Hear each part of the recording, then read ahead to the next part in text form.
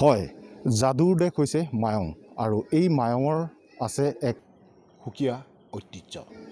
এই মায়ঙতে অৱস্থিত এশিঙীয়া গড়ৰ যি ৰম্যভূমি পবিতৰা অভয়াৰণ্য আৰু পবিতৰা অভয়াৰণ্যৰ সমান্তৰালকৈ মায়ঙৰ এই যি কাছশিলা, এই কাছশিলা যি পাহাৰ আছে, এই কাছশিলা পাহাৰৰ যি নামনি পকৰীয়া নৈ আৰু ব্ৰহ্মপুত্ৰৰ যি সংগমস্থল, এই সংগমস্থলত ইতিমধ্যে ইয়াৰ যিসকল স্থানীয় যুৱক যুৱতী আছে, এই স্থানীয় যুৱক যুৱতীসকলৰ প্ৰচেষ্টাত বিগত বৰ্ষসমূহত তেওঁলোকে যি শিশু দুষ্প্ৰাপ্য যি শিশু, এই শিশু সংৰক্ষণৰ তেওঁলোকে প্ৰচেষ্টা এক হাতত লৈ তেওঁলোকে এক প্ৰশংসনীয় যি পদক্ষেপ, এই পদক্ষেপ গ্ৰহণ কৰা পৰিলক্ষিত হৈছে। তেওঁলোকে পবিতৰা যি ইক' টুৰিজিম নাম দি তেওঁলোকে ছ'চাইটি নাম দি তেওঁলোকে এই যি শিশু সংৰক্ষণৰ চেষ্টা তেওঁলোকে অব্যাহত ৰাখিছে। আমি এজন ইয়াৰ স্থানীয় যুৱক আছে, মই তেখেতৰ সৈতে কথা পাতিবলৈ চেষ্টা কৰিম। আপোনালোকে এই যি নৈত শিশুৰ সংৰক্ষণৰ যি ব্যৱস্থা কৰিছে কেনেধৰণে?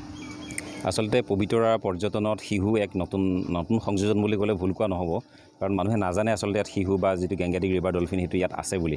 আমি এই যিটো অঞ্চল আচলতে পকৰীয়া বিল আৰু ব্ৰহ্মপুত্ৰ নদীৰ সংগমস্থলত ইয়াত শিশু যথেষ্ট পৰিমাণে দেখা যায়। গতিকে ইয়াক এক পৰ্যটন কেন্দ্ৰিক বিকাশৰ কাৰণে আমি কাম কৰি আছোঁ পবিতৰা ইক' টুৰিজিম ডেভেলপমেণ্ট ছ'চাইটিয়ে। অকণমান অৰ্গেনাইজড ৱেত যাতে এইখিনি অকণমান চাফ চিকুণ কৰি বা মানুহখিনি আহিলে অকণমান যাতে সুবিধা এটা দিব পাৰি, কমচে কম এটা টয়লেট বা সেইখিনি ব্যৱস্থা আমি অলপকৈ কৰি আছোঁ।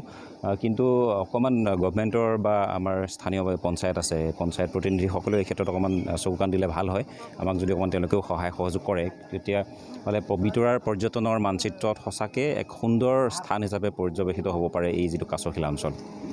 হয়, নিশ্চয়কৈ এতিয়া ক'ব লাগিব যি কাছশিলা যিটো অঞ্চল, যি শিশু সংৰক্ষণৰ যি প্ৰচেষ্টা হাতত লৈছে ইয়াৰ স্থানীয় যিসকল যুৱক যুৱতী আছে, তেওঁলোকে ইয়াৰ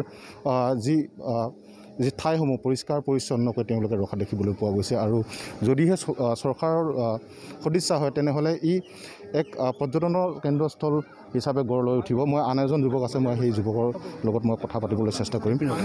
যিহেতু আপোনালোকে শিশুৰ সংৰক্ষণৰ এক প্ৰচেষ্টা হাতত লৈছে, ইয়াত চৰকাৰৰ সহায় সহযোগিতা বিচাৰিছে?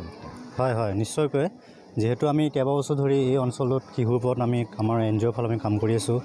তো আমি ইয়াৰ পৰা এইটোৱে দৃষ্টিগোচৰ কৰিব বিচাৰিছোঁ চৰকাৰক বা ইয়াৰ ডিপাৰ্টমেণ্টক, যে এই অঞ্চলখিনি শিশুৰ কাৰণে যাতে যথাযথভাৱে তেওঁলোকে যাতে পদক্ষেপ লয়, তেতিয়াহে বা পৰ্যটন দিশত অসমৰ মানচিত্ৰত যাতে এই ঠাইডোখৰ যাতে স্থান পাব পাৰে।